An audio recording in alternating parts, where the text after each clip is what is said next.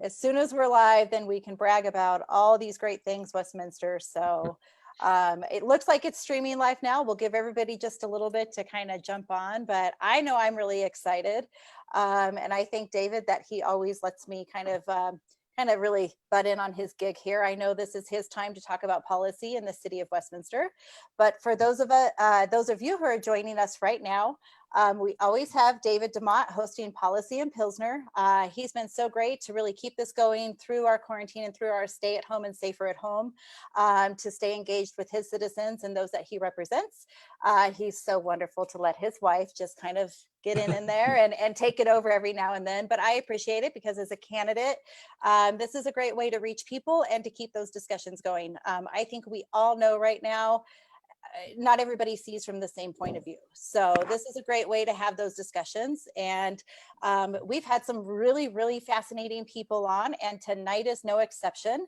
So tonight we are joined here by Bill Christopher. Bill Christopher is a former City of Westminster manager. And along with that, he also spent 10 years as the assistant city manager. Before I get into his career, because I'm going to tell you people now, he's got a lot there. You might want to grab your drinks and have something ready, because that's going to be a little bit of the show right there, just telling you all the history and everything that he's done. That could take up a good chunk of it anyway. So so not to delay anymore. Again, everybody, thank you for joining us. I'm Vanessa DeMott. I'm candidate for House District 29, which represents all of Jefferson County, Westminster, as well as the northeast part of Arvada. This is where I'm native. I grew up at 80th and Harlan. I remember getting left at the rec center by some older siblings and cousins, the Westminster Rec Center at 104th, before there She's not was, bitter. She's not bitter. I'm not though. bitter at all though. And if my cousin's watching, he'll know. But and I remember walking down Sheridan from 104th to 92nd before my mom and her Dodge station wagon found me, and there was nothing there. So there's a lot to say for how Westminster has grown over the years, and why some of us are very passionate about representing the people and not just in these districts, but in a very specific way to make sure that those people have a voice. So tonight, above all, I want to share my Westminster PD mug, because we're huge supporters of our police department here. We know in Westminster we have good men and women. We also know that we're all human and imperfect, and we all strive to take care of each other. So to the police, I raise a glass. I'm having some whiskey and Diet 7-Up. I think Dave has the same thing. I do. And Bill, what is in your pint tonight? I've got Stella Artois with me tonight. I like Stella. That's a good thing. All right. Well, Dave, why don't you give us a quick city update, because there's a lot going on, and there's a lot that started this conversation, and then I'll take it back and introduce Bill before we get going. Sure. So obviously tonight we're going to get into the wards and districts conversation, but City Council did meet last night, and we did do, typically, if you don't know, there's a 2-year water rate increase, and so we do a 2-year budget. Because of COVID, we're only doing a 1-year budget, which is, we might get into that with Bill, because that's pretty unprecedented. It's not something I don't know how long we've been doing the 2-year budget. Bill probably does, but since I've been involved, we've always done the 2-year budget, and that includes our water rate increase. And we made the decision to do a 0% increase for next year, and they, because of COVID, to try to help citizens out, and they were able to, through some different tactics, be able to still do the minimum responsible improvements next year, and not hurt our bond rating or anything. So that was probably one of the biggest things in council last night, as well as a letter of basically unity and solidarity in light of the George Floyd situation. There was a long discussion about it, because honestly, that letter was passed to us on Thursday and asked for our, basically, will you sign on to it? And that was the first time I saw it. And there were a handful of us who really felt that we wanted a more personal touch to it. And so we had a discussion and asked for it to be put off till Monday. And we had that conversation on Monday about, wanting to have some input.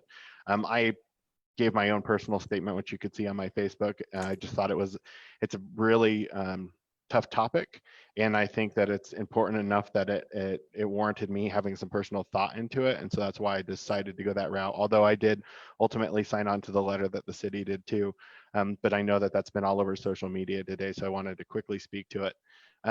But beyond that, I wanted to go ahead and welcome Bill and thank him for being on with us. And I'm really excited for this discussion about wards and districts. I've been involved since about 2013 when I first ran took me a couple times, and I can tell you that wards and districts is something that I've heard about the whole time. Just to give a quick preface, and then I'd like to hear a lot of Bill's thoughts. Initially, when I heard about wards and districts, I wasn't really in favor of it, because to me, I like the citywide election, because I think, well, that makes everybody, you have to go out and learn your whole city. And I think traditionally a lot of people thought like I did. I think over time, though, we've seen that it's not serving us as well, in my opinion. And I've heard that from different citizens. And so with that, maybe Vanessa, if you wanted to give some of that great background that you were going to talk about with Bill, and then we can let him kind of break into conversation. So this is the time. First, you got to grab your drink, because it's a little lengthy, because this man has been around, and there's a reason why we put those that put and are qualified in these positions to lead a city. So with that, also, if you've got questions and comments about this is a great time to put it in there, because that gives us, the rest of this podcast to really discuss after we get through these the questions and discussion topics that we'd already set aside previously with Bill.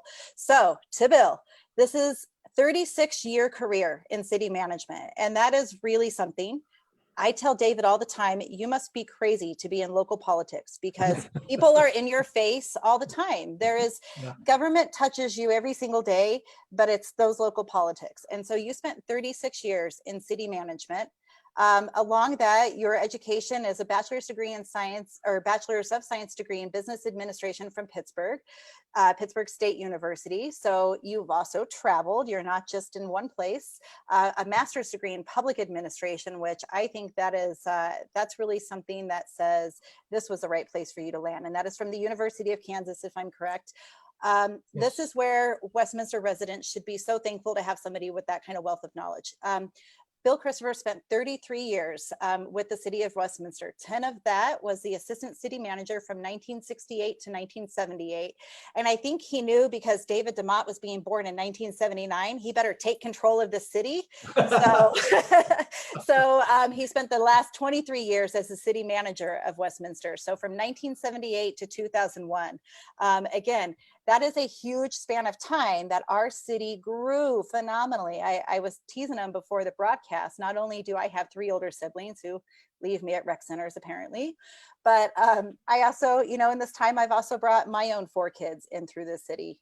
So it's easy to see where families want to stay. And I really liked how he had explained this in his webcast kind of questionnaire to us. Was Westminster grew from a bedroom community, which he might have to explain to me a little bit, to a full service community. And that population grew from 47,000 people in 1968, or do you mean in 1978 when you actually took tenure of city manager? 1978. Okay, wow. So in an even shorter amount of time. So in those 23 years, our population grew from 47,000 to 105,000. That's amazing. And there's no reason we shouldn't, right? We're in between Boulder and Denver. We are so perfectly located. But with population, Bill, that comes growth, and that comes a big region that got very spread out. So take it away with kind of why this has been on your mind. Before now I'm looking at this, and I'm seeing this laid out in front of me, and realizing the first 23 years of my life, which is spent here, that you were in charge of things. So I have a couple of personal questions. Now that I'm okay, now it's our time to drink, Bill. So, this wasn't mentioned previously. No, this is what we like to call a pivot. But I was one of those. I like to make this joke, but it's not really a joke, that I was making law far before I was interested in city council, because all those signs you see around where Westminster Mall used to be that said no cruising, I had a piece of that, because I was one of those teenagers who was cruising the mall. So you were the leader in charge of all that, to try to get all us teenagers from stopping up the. I mean, that was serious traffic, right? Like you could get serious traffic. You could get stuck for probably a half an hour just trying to get to Wadsworth. It was a heck of a headache. And Dan Montgomery, who was police chief at the time, I think it gave him a lot of gray hairs working through that issue. So it's good to know, David, that you were one of them. I was. I actually, and I unfortunately had some run-ins with the police, not as the person who was in trouble, but I worked at the Diamond Shamrock I worked at multiple Diamond Shamrocks as a teenager, but during the cruising years, I worked at the Diamond Shamrock that's over behind the Chipotle that used to be the Pizza Hut. And so that was where most people stopped. And so we were supposed to not let people hang out in the parking lot. And when you're 18 years old and you go out tell other 18-year-old you got to leave, that always ended bad. I'm like, why do you guys ask me to do this? It usually ended up in a call to the Westminster PD. From an early beginning, Dave had a illustrious career meant in government to tell other people what to do. I finally, the last time I had to go to court because somebody I got threatened to be shot one time, and somebody took some swings at me. I'm like, I'm not going out there anymore. I'm like, have somebody else go out there because we know what's going to happen. But see, Bill was just trying to protect you, Dave. Somebody needed to. But with that, maybe you go ahead, Bill, and like kind of, give us some background, because I know this is an issue that came up during your leadership, and since you've been out of the city management position, so kind of give us some background and history on this from your perspective. Right, be glad to. Well, it all starts with what's the authority, what's the reference as far as creating the methodology is the word I'll use to elect your city council members. And in the case of Westminster, Westminster is known as a home rule city. And in 1958, the citizens of Westminster, and there were, I want to say, less than 20,000, no, it's more like 13,000, excuse me, voted to adopt the charter. And one of the provisions in the charter was that all members of city council would be elected at large. Now, let's kind of set the stage.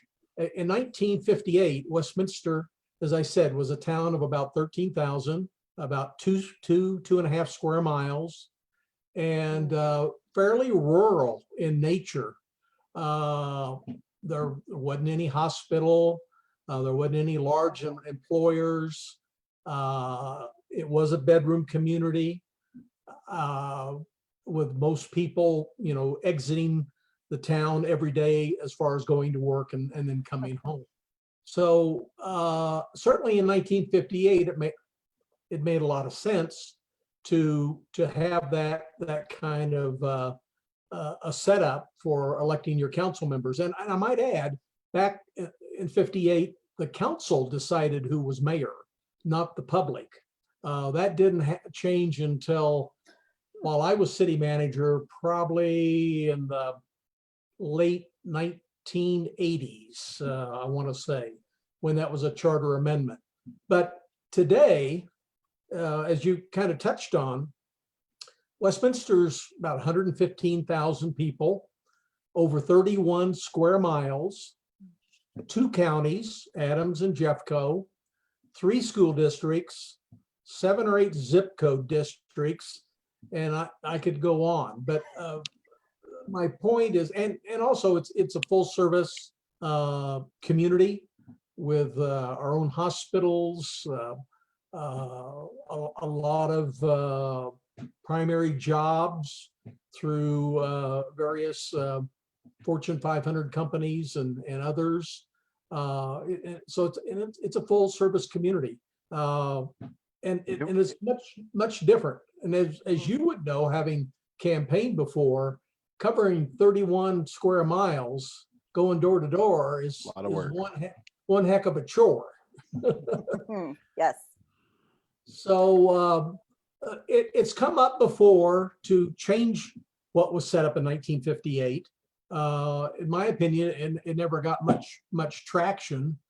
I've written about it several times over the 19 years that I've been writing a weekly op-ed column for the Westminster Window. And, you forgot that part on your bio. I mean, that's probably one of the best pieces is having your own voice and getting to write whatever you want. So you're right. I think that's where this has been gaining traction for me is seeing those articles and now more than ever, and again, why I'm so interested in the representative side of government, now more than ever, how important is it to change that existing methodology and show every part of our city that we care about their community, we care about the culture of their community, because not every part of Westminster is the same. I think it makes so much sense now. I thought it made sense before, but so why would you advocate to change or not to change?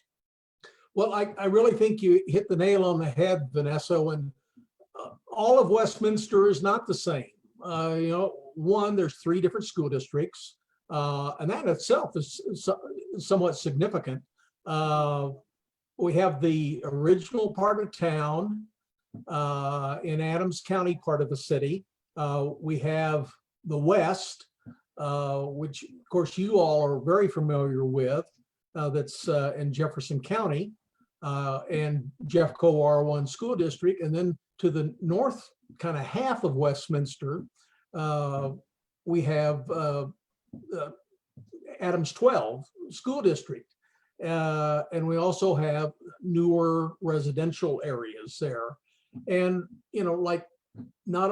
the whole community doesn't have all the same facilities.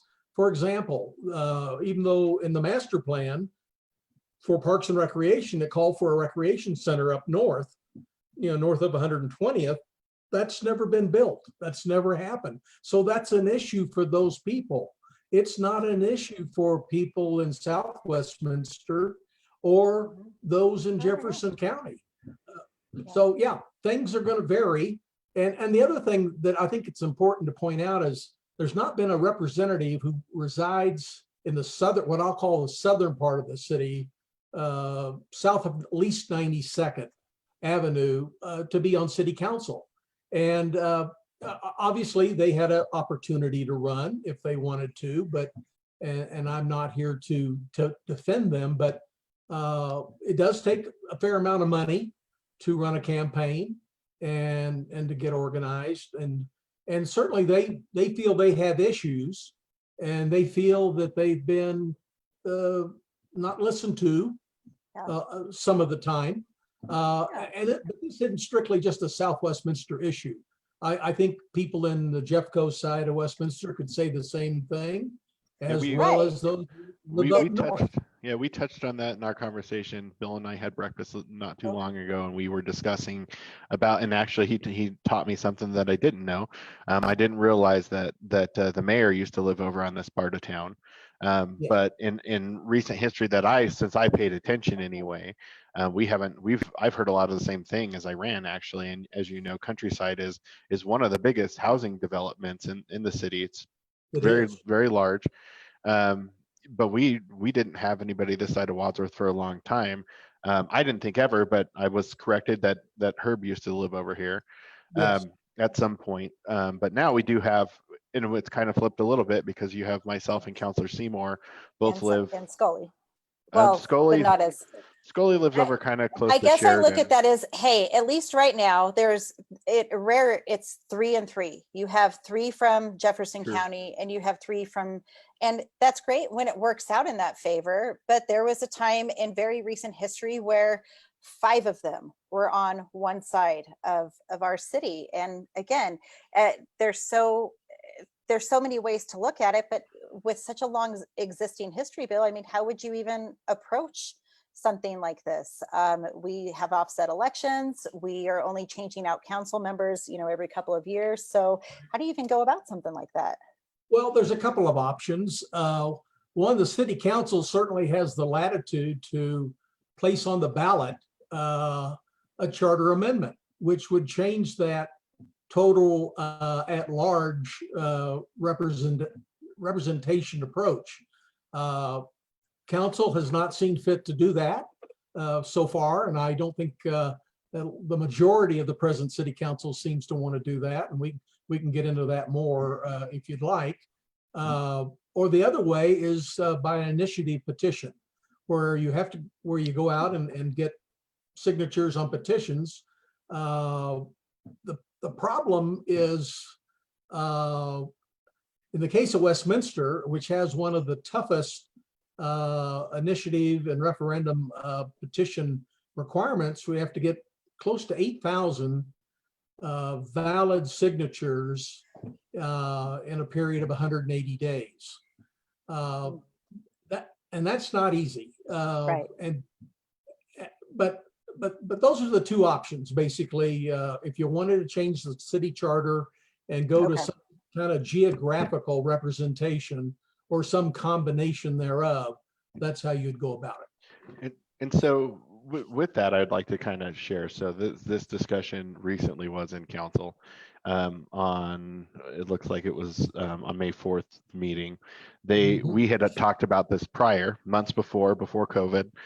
We had asked about getting this on a ballot. And there was a lot of discussion about how we do it, and I think that there was at least enough direction from council that we said maybe we should do something like just asking the question.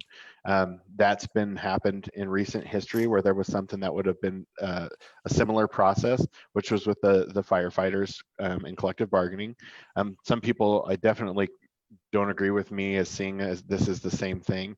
I do see it as the same thing because there are citizens who would like to petition this on, and they've kind of held off. So whereas the firefighters did actually start that process, and then the council decided to put it on the ballot instead of having the men and women of the fire department out petitioning, which I like the process. I like democracy, and I like the people to be able to use their voice to do stuff. So with that said, what they brought back to us in May, because we asked and said, where are we at with this? They brought back a ballot question, a sample ballot question that basically was, shall the city of Westminster, or shall the city council of the city of Westminster establish a commission to research and recommend to the city council potential changes, election best practices to include improve representation of residents, diversity of elected officials, and campaign finance. Because that was the other thing, is how much it's started to cost to run for city council. We've had some people who have spent between $25,000 and $30,000 to get a seat. Even my last election, I was at like 17.5 between in kind and everything that they measure. It's gotten a lot more expensive than it once was to run a campaign in a city this big. Well, and does that go back, Bill, to your previous point of saying that not every part of Westminster is the same? And if you're in a part of the city that maybe you don't make the same income as somebody else, how do you have those same resources to compete? And it's not that there hasn't been somebody elected. There's been people, I guess what I'm trying to say is there's been plenty of citizens who have attempted to run from below 92nd or from west of Wadsworth, but they can't, it seems that they can't seem to compete. And if you're not, and I hate to say it, if you're not a political insider and you don't have all those resources with a party affiliation, even though this is a nonpartisan seat, it absolutely handicaps. And again, is it a question of, do you want to have fair representation from your part of town, or do you just want qualified? Does it matter who's in that seat if they're the most qualified for the job?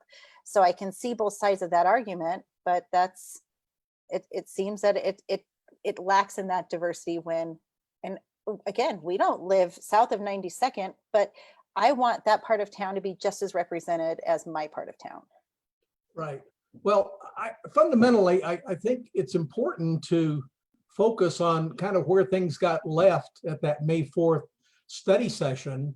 And I might add, there's another precedent-setting example, Dave, as far as an advisory question.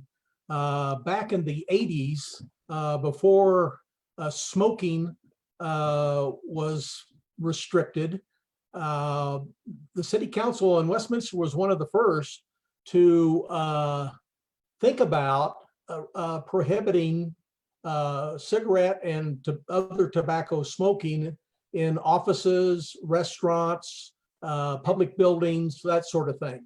And so what the council decided to do there was do an advisory question, just like you were talking about a minute ago regarding some other way to elect city council members. So that went on the ballot. It was very overwhelming in favor of doing something about restricting smoking in public places and offices and restaurants. And then city council followed up and enacted the necessary ordinance to follow the will of the people. This is the same thing that is being bannered around. And I was totally disheartened when it came out to be a 4-3 vote, not to even put an advisory question on the ballot. I mean, you're not deciding whether you're going to go to wards or districts with what you would do in November of this year. It's just asking the people, is this something that's important to you or not? And just so that we make sure that because I see some fellow counselors on here and some prior counselors, I want to make sure I shared in the link of the videos. You can see there was a link I showed to a MailChimp email that I sent out, and there's a couple different meetings. There's the sample ballot on there. There's also links to the conversation on the May 4th meeting, so you can hear the meeting yourself. There's also the stuff on the mask ordinance, because I put that all on one email. So and then additionally, there was some talk about how we haven't heard about this issue before. This issue was front and center in this last election, especially down at the forums at the Grange. And so there's also a link, if you go to that MailChimp email with that. You can also subscribe to my email list if you want to get extra junk mail. But there's all those things so that you can hear in each counselor's own words why they voted one way or another. Because I honestly was kind of surprised we came out of that meeting without wanting to move forward with it, for the same things that you said. I think that the phrase that you use that is the most important to me is the will of the people. And you and I have had this conversation. So Bill, you and I were, maybe not in favor of what happened with collective bargaining. I think I will say that it's worked out better than I could have imagined. The men and women of the fire department and the city manager's office have done a fantastic job with the bargaining. And so, I'm happy to eat crow on that because it's worked out very well so far. And, I Can we all just take a moment and just relish in the fact that Dave is, that's the kind of leader you want. I guess I'm not actually poking fun. I just want to point out that's leadership. I get humbled each and every day, and I'm happy to admit it. But we can go take a cruise afterwards if you want. I think even with that issue, and to talk about the will of the people, I put out a video much like these when I was running the last time that I actually was successful and was elected. And I put a video out saying I'm going to represent the will of the people. Like, I back 100% collective bargaining because the people spoke, and that's what the people asked for. 60+% said this is what we want to do. That's not a question to me anymore. So I think that that's really what I'd like to get at. And I think that, the reason I liked the advisory question is because it could look a million different ways. And I think it needs to have the people's fingerprint and not a bunch of people who are already elected. I'm happy to give my opinion on it, but at the end of the day, do you want the people who are sitting in power already to be the ones deciding how we, either reselect ourselves or select the next group? So I liked the advisory question because I think that you need some sort of citizen-driven committee to do this right. So, I mean, with that, like in the past with like the smoking one, what happened with that? Did it go to like a citizen committee, or what did they do? What was the next steps of that? The next step in that case was to draft an ordinance that would implement the restrictions and in some cases prohibition of smoking cigarettes, cigars, to pipes in the various designated locations. So there was not a citizen piece to it like you're touching on that there could be with the voting. I think in the case of the voting on how you elect your city council member, it certainly warrants that extra step before it would be finalized and come to city council. And also give everybody that wants to have a say in it, have a say in it. Not everybody is concerned about this, but I would say to the 4 people that voted not to pursue the advisory question is, I don't know who they're talking to in the city of Westminster, but because they aren't talking to the same people I am. There are people in all parts of Westminster that have an interest in changing methodology.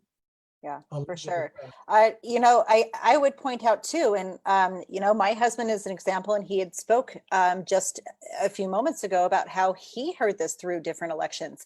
And we heard this because when you knock on doors and people are saying, oh, okay, well, so how many of you do I vote for? And then you really have to get into that whole discussion of, okay, well, you have this many choices, there'll be this many people on the ballot.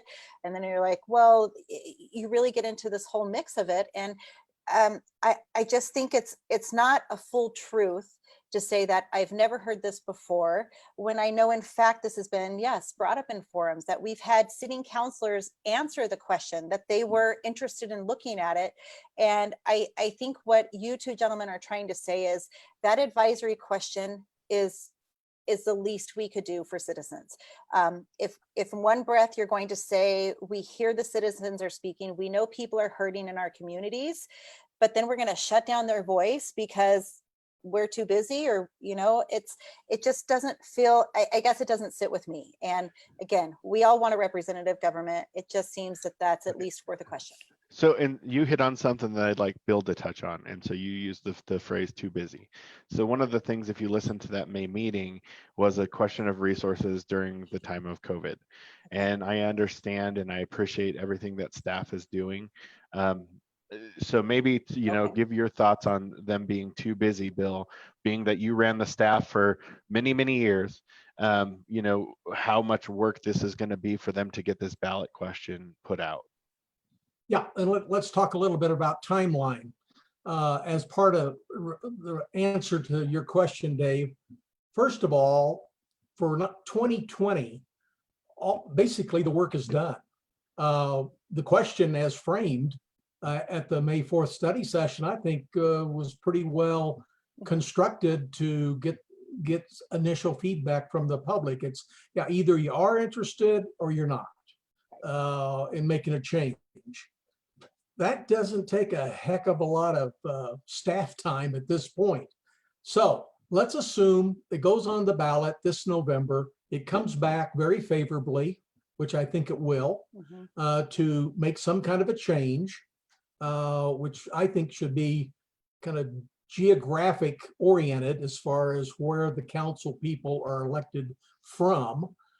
Then in 2021, staff and the city attorney would work on, after the citizens group has done their thing. I'm getting ahead of myself. After the citizens have done their thing, then it comes to staff and the city attorney, who of course would be, involved with the citizens group all along, but getting it finalized and deciding what construct you're going to use.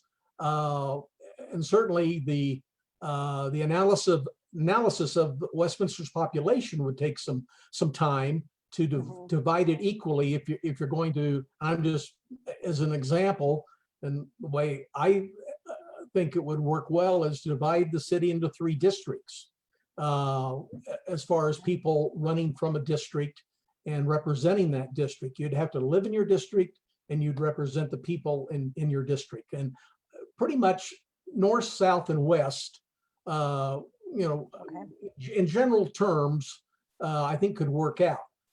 So the staff would have to determine the population for each boundary, each of the 3 districts. Then a charter amendment could go on the ballot in 2021 in November. Assuming that then is passed, then the staff would work toward implementing the new charter amendment and setting up the new system, whether it's districts or a combination of districts and at large. There's various formats. But I mean, there's even some talk in town about expanding the city council to 9 members, which I'm very much against. I think 7 is a good number. When I served on the RTD board, there were 15 of us, And believe me, that's way too many. I think, well, and I think until you and I talked recently, I was one of those people who said 9, no more than 9. But my only reason was I was thinking that you'd have to do at least 4 wards, and I would very much want 2 per whatever district or ward. But if you did it the way you said, 3, you could stay at That the makes same sense. size and do the same thing. And the reason I would say 2 per ward is I would want to make sure that you have somebody who's at least, they would offset. So you have always have somebody who has at least 2 years Okay. under their belt. So you're not the district with the rookie council person who's learning. So I think that would be beneficial to the residents. And the other thing, I would say is, in depending on, like, if you look at how school districts do it, you have to, like, say Jefferson County, you have to live from a certain district, but you still have to get elected at large. Yeah. So, I mean, if the citizens came back and said, okay, we're good with wards, they still could say, you know what, you still have to campaign across 113,000 residents or 65,000 registered voters. So there are a lot of ways that you could slice it. Like I've heard somebody mention, and I think actually you and I sat down with a mutual friend and we're discussing this maybe a year and a half ago. And they wanted to maybe do fire districts. So there's just, point being, there's a lot of different ways that you could split up the city of Westminster to go to wards. Well, and for those that are joining, because we've had so many great, viewers from all over the place, a lot of Westminster residents I was very specific to reach out to tonight, as well as council members, coworkers, and others that are just interested in this topic. So just to catch everybody up, as we're talking about wards, Bill, I'm curious if you can help educate us too with the city. Again, Westminster's always been an at-large electorate. So every citizen votes those round of council members and then the mayor in those off-year elections. What other cities I know that have the ward set up? Or maybe the better question is, who still has a totally at-large election system like Westminster that's maybe an equal size city that is, apples to apples? Vanessa, that's funny. You read my mind. That's one point we haven't brought out yet. To best of my knowledge, the city of Boulder is the only other city that still does totally at large. Okay. Over the years, and I've been here 52 years now, one by one, and they're home rule cities, suburban home rule cities, with a council manager form of government, have gone to something other than all at large. Now, take, for example, the city of Aurora. They have both at-large members and ward members. Okay. So you have a combination, and I kind of like that myself, because one of the arguments against going to districts or wards is the perceived myopic thinking. I represent Ward 1, and I'm only going to get what I can for Ward 1, and to hell with the rest of you. Okay. There's systems you could put in place, like Aurora has, where that isn't going to happen.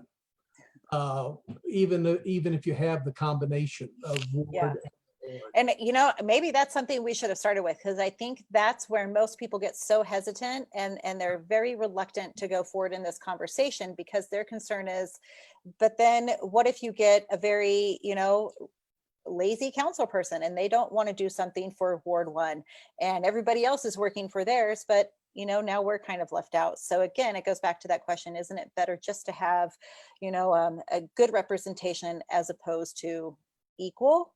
But to me, it's not one and the same. You hold that person accountable, and if you don't like who you elected, they're out of there.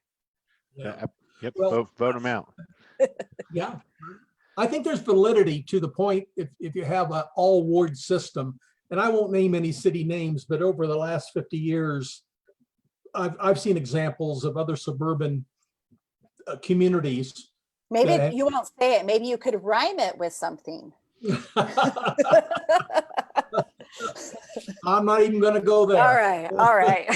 But it is valid that the myopic, limited focus representation has been at play in the past. Okay. In some cities. But again, if you do some kind of a combination, the at-large and the other district or ward members are going to be able to outvote the one or two that are Yeah. the myopic and trying to do something just for their part of town. Right. I mean, when you, again, that representation comes from when you're shopping in the same stores as those people you're representing, when you're driving on those same streets as the people you're representing, you truly know what that part of the community needs, and you know how to best advocate for it. So it makes so much sense to me. I understand why there's been so much hesitation. Change is different for everybody. It seems that this is at least worth that advisory question. And you've laid out such a great timeline that says this isn't overnight. Government's a bureaucracy. It's not meant to change at the speed of light. It's meant to take time and be a thoughtful process.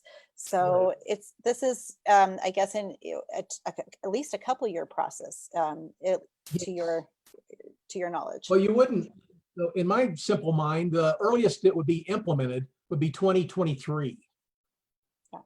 With the city, the council always has elections in the odd year. And so it'd be 2023 where this would first, come about.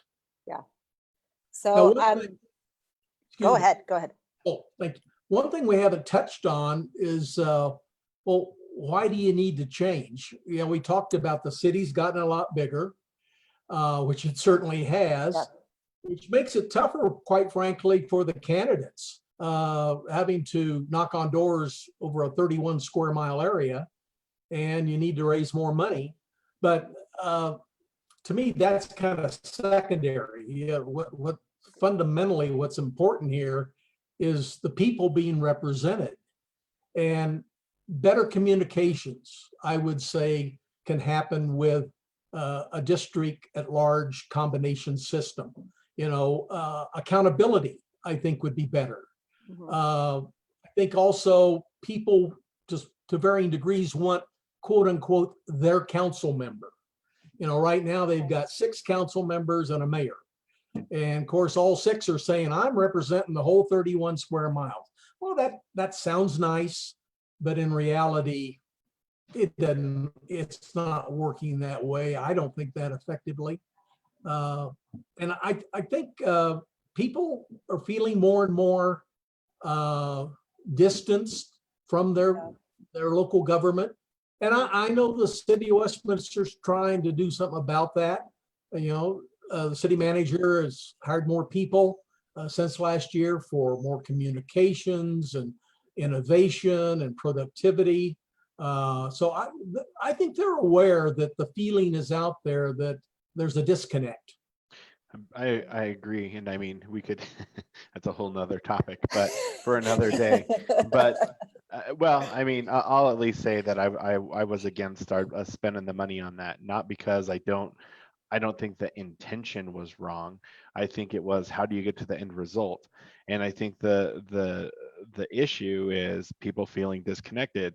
And this was again another one of those things why I was surprised when there was hesitancy to go with the question, at least, is one of the number one things. And I think I've probably shared this with you.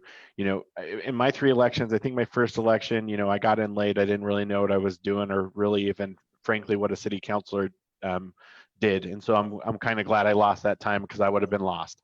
It forced me to really learn the job. But over the 3 campaigns, first campaign maybe 3,000 doors, second campaign about 10,000 doors, third campaign about 10,000 doors.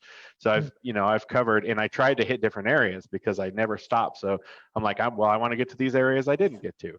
But there was a common theme that I would hear in my neighborhood and the historic part of the city was, well, they don't care about us here. That's the people over there. That's who they care about. And I would hear that everywhere I went. And I'm like, how sad is that every single, there's at least somebody in every section of our city that feels, they're not represented. Right.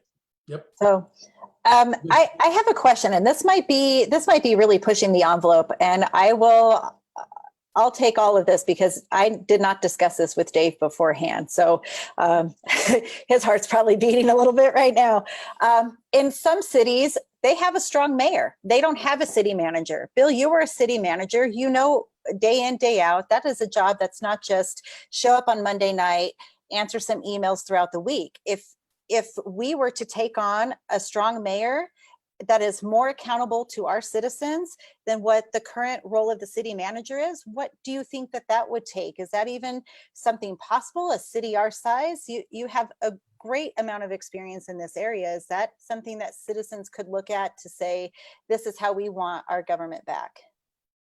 Well, we've got a couple of examples here in the state of Colorado where there's a strong mayor in a large community, a large organization setting. That'd be the city and county of Denver. Mayor Hancock is the incumbent. And then the city of Aurora is a full-time mayor. And I can remember when it wasn't before Paul and Ed Tower, were mayors over there. It gets a little fuzzy. I think if you go to the strong mayor form and still keep the city manager like Aurora has, the mayor's in the office every day. That's his job. He's paid a salary, a decent, well, I don't know if you say decent, but in the case of Aurora, I think he makes about $80,000 a year. Okay. So you got both of them in City Hall, in meetings, working with different groups. It has to be worked out between those two individuals as to who's going to do what. I don't think, to answer your question, Vanessa, I personally don't think Westminster needs a full-time mayor. And I think obviously the mayor's job takes more time than a council member because of all the ceremonial kind of things and the regional kind of interaction, like transportation, storm drainage. Well, I think, and there was the Metro Mayors Group that plays an important role. Dr. Cog. Dr. Cog's a good example, right? Okay. But I don't, of course, having had my career in council manager form of government, I guess I'd say I'm a little biased, but I don't think in the case of Westminster, 115,000 people, which is somewhat similar to Boulder, Arvada, Thornton. Nobody else has a full-time mayor that's the size of Westminster. I just don't see that it's justified or needed, and it would be extra expense. Yeah, or Thornton, Arvada, both of them have city manager form of government like we do. Right. So I agree with Bill. I don't see that the path for Westminster. I think the system we have has worked pretty well for us. And there's always the question of growth and stuff. So we've kind of hit the wards a lot, and we have about 10 or so minutes left. We started a little late, so maybe 15, but what other things, like you're a wealth of knowledge, really. And so I always appreciate getting to talk to you because it gives me a good perspective, and we've had constructive conversations, because obviously, we have not always agreed on things, and we still don't. And those are my favorite kind of conversations, because I like to hear from people like, okay, well, why don't you agree with what I'm thinking? And it helps me come up with a better position. So, as far as the city, you've been out for a while, but you obviously stay very in tune. What other things do you think are coming up that we really need to pay attention to in the city? As we had been growing really fast. We don't know what's going to happen after COVID. Is it going to hamper growth? There's a lot of disturbing things about businesses that aren't coming back across the country. But what other things are you thinking that the council really needs to pay attention to, or that people should pay attention to and hold us accountable for? Well, thank you for that opportunity to address some other topics. I think first and foremost, and I've written about this a lot and have done a lot of research, and that covers the umbrella of growth, available land for development, and water. I think Westminster needs to be more diligent in the amount of growth that it allows at any one time. Don Tripp and I have talked more than once about whether or not the city currently has a growth management plan. we implemented a growth management plan while I was assistant city manager. And I inherited that when I became city manager in 1978. And it worked well. And what it did, it focused on the city's resources, or maybe you could say the lack thereof. We went through some tough times as far as having, keeping up, acquiring enough water rights to keep up with the growth. And that's one of the main motivations to have implemented that growth management plan back in the mid to late 70s. I think Westminster's kind of in the same boat today. But the added situation that wasn't at play back in the 70s is there's not that much land left for development. And so I think the city ought to be more prudent, more deliberate in how much land that's remaining be tied up in development at any one point in time. Because once it's gone, it's gone. Yeah, you can redevelop. And that's what's thrown back to me a lot. Well, we can redevelop, and you can, but redevelopment's harder than new development. Well, I mean, point in case, the Westminster Mall. Look how long that's taken us. Oh, yes, right. Well, another one I could point to you for the old timers that might be listening was the Westminster Plaza. It took us about 10 years to, once we wanted to do that, to make it happen. Well, I'm always curious when you say, you talk about redevelopment, and to me, I see a huge fundamental risk when you allow that kind of like dilapidation, when you allow it to get to a point that businesses have pulled out and now it's vacant. Now we can redevelop it. By that point, you've really damaged the community, the surrounding community that it is. So you're right to say there's so much about being prudent and being smart about where we put these developments and what makes sense. I mean, I look at North Glen, and again, I'm a native to this area, and my dad grew up in North Glen and North Denver. And I see, where North Glen struggles are now, but I see when the people elect great leadership, it is something they can overcome. But I think that's such an important and key point, that there is so much land. Tell us, because I hear this a lot too. Well, what about all this open space? So tell us, what are those specifics, why we don't touch that open space? What is that agreement that we have kept? Because there is land, but we're not using it for a reason. Right. Well, back in 1985, City Council embraced the idea of going to the voters for an earmarked tax for open space acquisition and trails. And later on, as it got renewed over the years, it added on refurbishment of parks. And then after I retired, they added recreation facilities under that same tax. And it's 1/4% sales and use tax. And the city was able to buy a lot of land. At one point, they issued bonds, 20-year bonds, to accelerate buying more land before it got into the hands of developers. And had an open space advisory committee that made recommendations on what to buy. It had criteria, preserving view planes, saving open areas, saving historical areas, that sort of thing. And the goal that we established at the outset was to have 15% of the whole city eventually be left in either open space or park or golf course. And the city has, over the years, been able to exceed that goal. And there aren't that many cities around the United States that can boast of that. So it's rather significant. And I know it's very popular. It's probably the most popular program the city has ever implemented, especially when you add the trails, which get a lot of use. But here again, that's another one of the issues, going back to Dave allowing me to talk on things beside districts and wards is, that quarter 1% tax is still being paid by everybody and will be until I think it's the year 2032, I believe.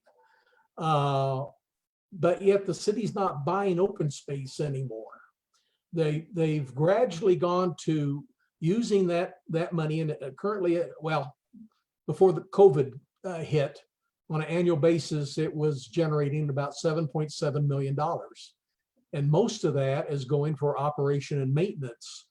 People in the park division, people that are budgeted in the open space division. There's some money, though, that's going to the golf course, which I'm totally opposed to. There's some money going for debt service, which, of course, has to, since you issued 20-year bonds to buy open space. But I think the original intent has kind of gotten lost in the shuffle. Okay. Because back sometime after I retired, there wasn't enough maintenance being done on the open space. And that became an issue with residents, especially those that abutted open space sites. So the pendulum, I think, swung too far, where they're using most, if not all, the money for operation and maintenance type expenditures. It needs to come back to the middle. And there's still land out there that needs to be purchased for open space, in my opinion. So being a native to the city and being here from birth till adulthood under your leadership, a question that this is going to get me beat up by my colleagues, I promise. So, but I'm not, me, I'm not one to not be chippy. But the whole identity that they've built for us, or whoever's built for us since the time before I was on council, where we put, and this was really something I ran on, so I don't really mind saying this. I feel like we've put too much into the downtown and we forgot about the rest of the city. And I ran on that point. I made countless statements on it. But when I sit here and I think about what Westminster always was as I grew up, or even what we are now, are we really known because we're the next urban city? Not in my opinion, we're not. We're known for all the things that you just mentioned. We have beautiful dog parks. We have beautiful open space. We have beautiful trails. It's almost like we forgot what our identity is in the last 5 years. But my opinion, but I would put that out there as a discussion topic. That's good. That's deep. I agree with you, Dave. I think open space, trails, and parks are what really put Westminster on the map, and really built Westminster's image and reputation. I've said this whole time, now more than ever, for a lot of us that have been home for all of these months, do we realize how important it is to have that kind of surrounding community, that we're not put into big, tall skyscrapers and living next to each other in tiny apartments? We want this space. We choose the suburban life because we want our homes, we want our yards. And then I love being able to walk out my front door. And I feel like most people in Westminster have this luxury. We can walk out our front door in less than 10, 20 steps. We have access to trails and open space. And it's just a phenomenal place to live. And I don't think, Dave, I've ever actually heard you put it that way, that are we the next urban center, or are we here to enjoy, these views? We are in such a beautiful place right here up against the Rockies. And we chose it because of that lifestyle. Well, I'll be frank, and I saw Councillor Seymour. I'd rather you be Dave, but okay. Councillor Seymour ran on do you really want to be the next urban center? That was what he ran on, and I mean, he did very, very well in the election. So there is a good amount of the citizenry who doesn't agree with that vision. That doesn't mean we can't fit the downtown in. Right. And even I, when I ran, even though I said that I think we're spending too much time and effort there, I still said I think it's important for it to be successful. But we shouldn't be tying a city this big, this rich in history and open space into we're the next urban center of Colorado. Like, I've never really subscribed to that, because I think the city is so much more than that. And I have to imagine you putting as much time of your life into the city, you have some thoughts on that.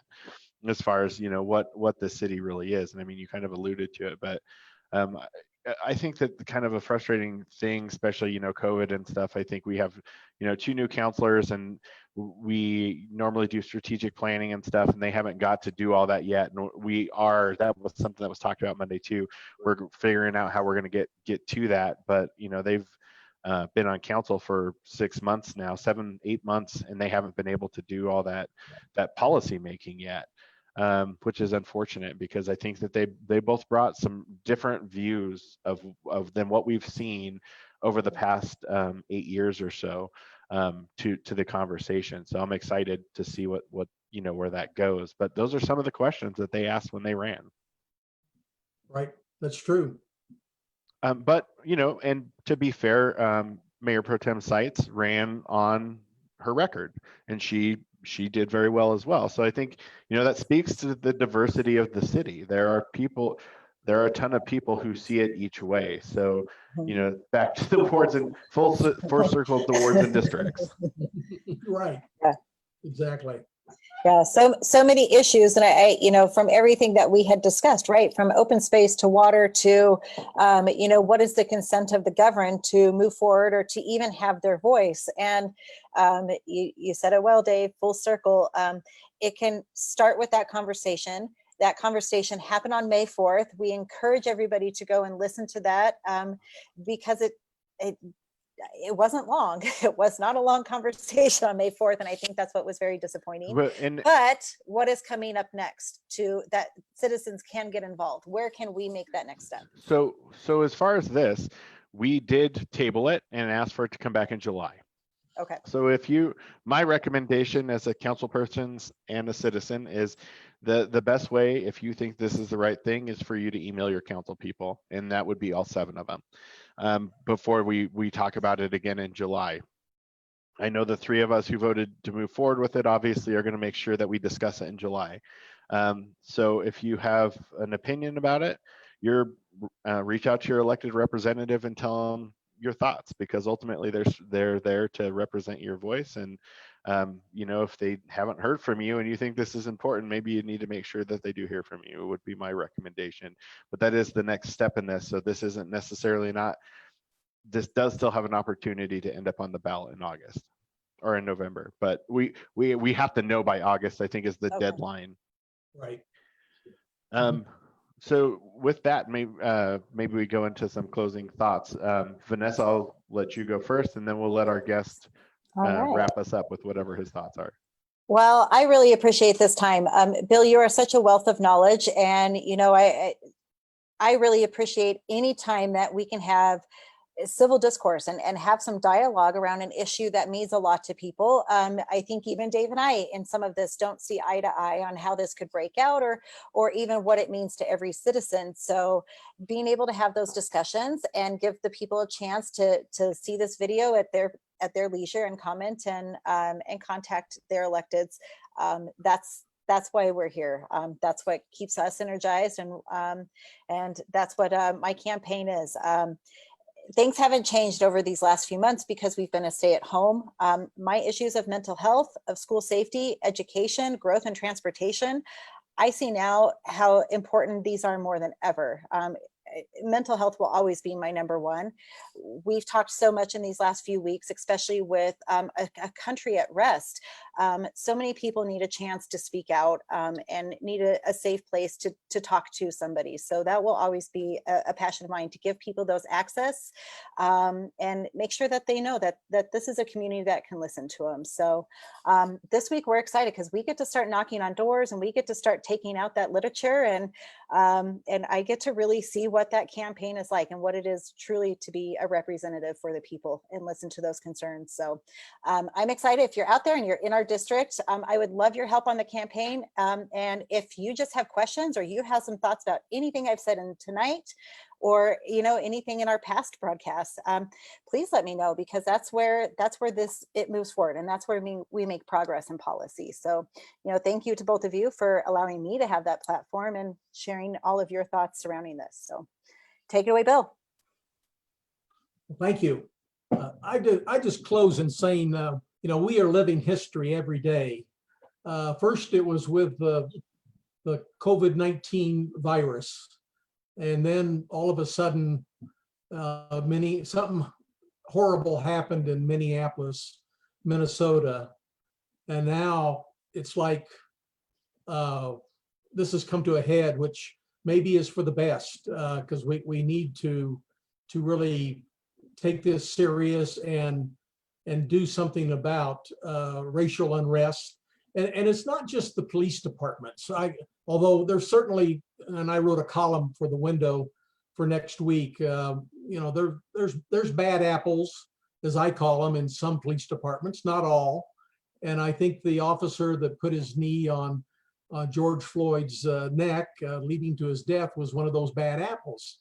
And I think the police departments are going to need to look inwardly and kind of clean up their acts, so to speak. Again, not every department, but especially true in the core city departments. I would say Denver's one of those cities. Minneapolis obviously is. But we are living history every day. First with the virus and now with the racial unrest. I think all the protests and people speaking up may have been the tipping point to where we finally see something done as far as equality and fairness to minorities. I certainly hope so. And with that, I would just say, I think it's great to live in Westminster, Colorado. It's a wonderful city. My wife and I have lived here 52 years. We have no intentions of leaving. I don't think you can beat it. Yeah, is there room for improvement? Yeah, you bet there is. And they would have said that when I was city manager. And I think that's true today. But these are interesting times to live in. And I just hope everyone stays well and stays healthy. Thank you. Well, I want to again thank you, Bill, for being here, and thank you for your statement. I definitely think that one of the things I often ask in council is, what did we learn? Whether I agree with the decision or disagreed, whether we did the right thing or not, I feel like there's always a learning point, and I feel like our nation right now is, like you said, is learning. And so I agree with you.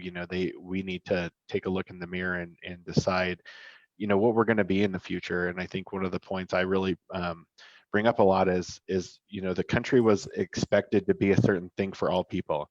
We've fallen short. That's a tall order. That doesn't mean we shouldn't continue to climb for it, because to me it's the right thing, is that pursuit of life, liberty, and happiness for everybody, no matter who that person is or what they look like or where they came from. And so I think that is vitally important, and I think it's vitally important for all walks of life, because racism doesn't live just in people in police departments. It unfortunately lives in the heart of men, no matter what they do when they leave their front door. And so, my parting thing would be, think about that and realize the vast majority of police officers, for those of you who are taking it all out on the police, are good men and women who go and risk their life every day.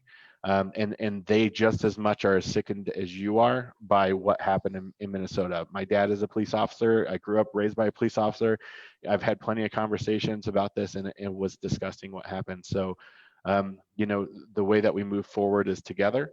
And so hopefully we all can do that. And I am always open if there's some way that you think I could work with you and we could do that. The city has an inclusivity board. I think that's a good thing.